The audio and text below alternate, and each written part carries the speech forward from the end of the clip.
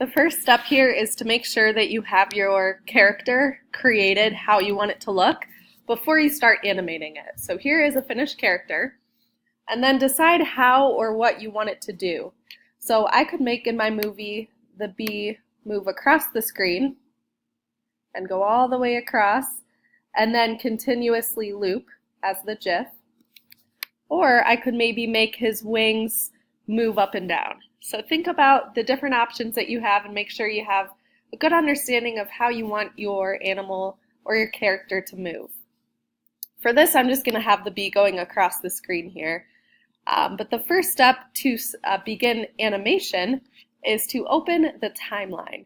So opening the timeline will allow you to create the different effects with it. So go to Window at the top of your screen, and then go all the way down to Timeline and check that off. And then the timeline is going to be at the bottom. So here is where we're going to add the different layers to create the video. But basically, every layer that you create is going to be another frame. So I'm going to make my first frame the bee off to the side here because I want him to again come onto the screen. So I'll start with just a little bit for my first frame. And then I'm going to duplicate the layer.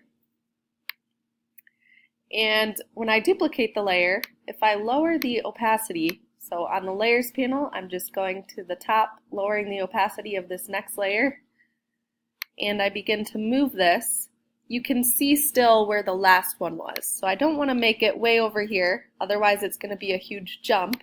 So look at where your last movement was, and just slide it over a little bit, or maybe move something slightly. So then I'm going to duplicate this layer again, and I'll hit OK. And I'm going to slide that over a little bit, and I can even hide this last, that first layer. So I'm just looking at this next movement and the last movement. So I'm going to move the bee over a little bit more,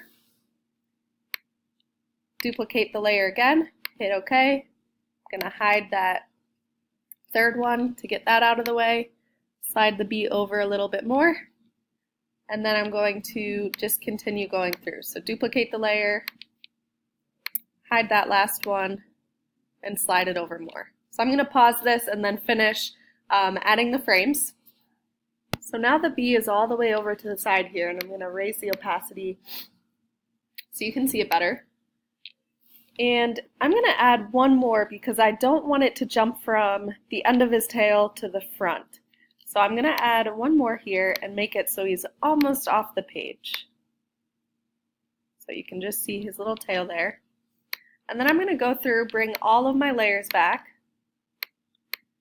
and raise the opacity back as well on each of the layers. So you can see all those layers. Instead of going through them individually though to raise the opacity, a quicker way is clicking on your bottom layer, scrolling up to your top layer, hold down Shift to select them all, click on the top layer, and bring that opacity all the way up to 100%. So now you can see all those layers going across here. Your timeline might look a little different for mine. Mine is already set up to incorporate the frames. If yours has a little box at the bottom here that says Convert to Frames or Create Timeline, click on that and then click on the one that says Use Frames for the Timeline or something similar or around there. If not, yours might already look like mine, which is great. And what you're going to do is click on these little dashed lines on the side, and you're going to click on Make Frames from Layers. So now it's taking all of these layers and it's creating these frames out of the layers. And I'm going to, first of all, delete this first layer because that's just the background, which you don't need to see visible underneath it all. So I'm going to hit this little trash bin to get rid of it. And then in the corner over here, it should say how long your video is going to go. So mine, I want to loop forever. So I'm going to click forever.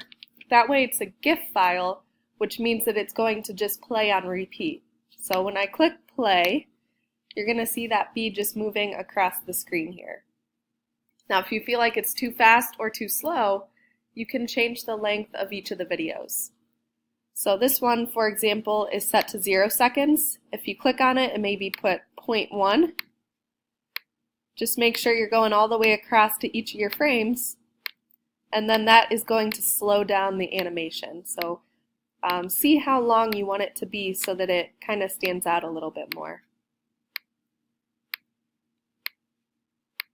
Now the other thing you can do with each of your layers, if you're doing something where maybe a face is moving up or down or looks a little bit different, you can always erase or change what your video looks like or what your individual pieces look like by erasing and then redrawing certain aspects of it. So if you have a specific video that you're not sure how to create, let me know and I can show you how to do a little bit more with the timeline.